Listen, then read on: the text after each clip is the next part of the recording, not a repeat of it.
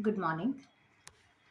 So today we have come up with another episode of Study with Me, Practice of Medicine.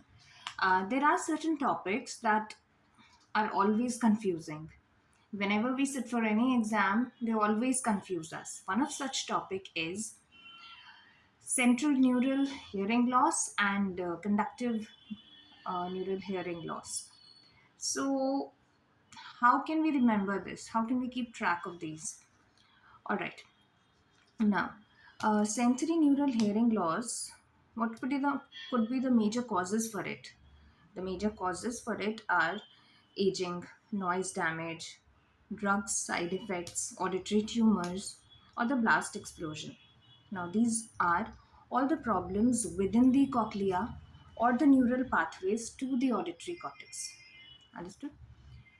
While, on the other hand, we have conductive hearing loss, which are a result of obstruction in the outer or the middle ear, which could be because of fluid in the middle ear, foreign bodies, allergies, ruptured eardrum, impacted earwax, bone growth, etc.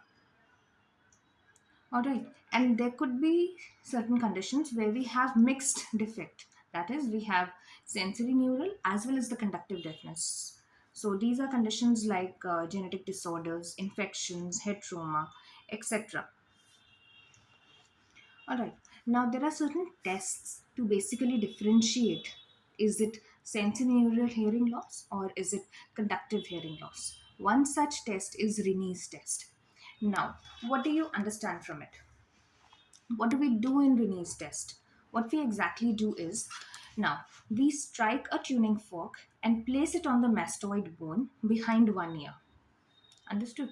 When you no longer hear the sound, you signal to the doctor. Then the doctor moves the tuning fork to your ear canal. When you no longer hear that sound, you once again signal the doctor.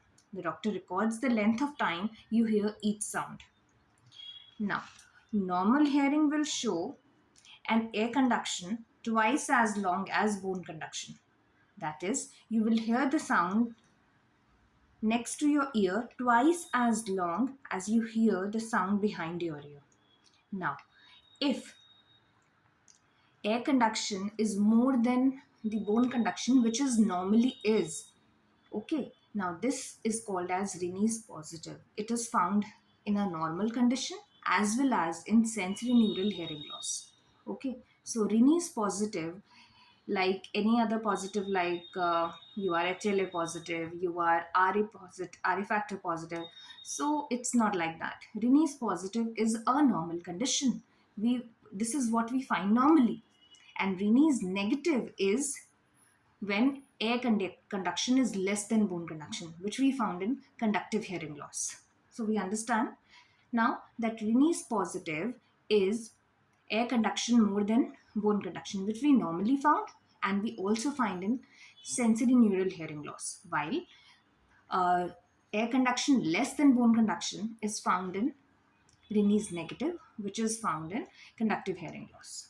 There is another test which is called as Weber's test.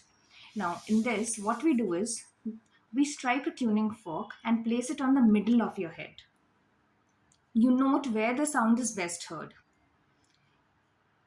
Normally, it's heard equally on both the sides, be it left ear, be it on the right ear.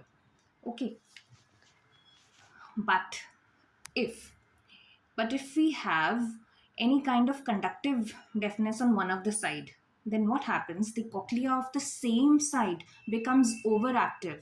Okay, the cochlea of the same side becomes overactive so as to compensate the loss, and that is why sound is lateralized to the affected ear, which we call as that sound is lateralized to the affected ear, which is what actually happens in conductive neural hearing loss, where in conductive hearing loss the sound is lateralized to the affected ear.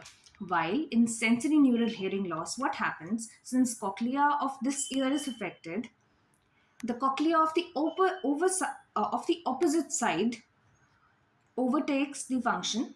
Okay, it overtakes the function and the sound is lateralized to the normal side.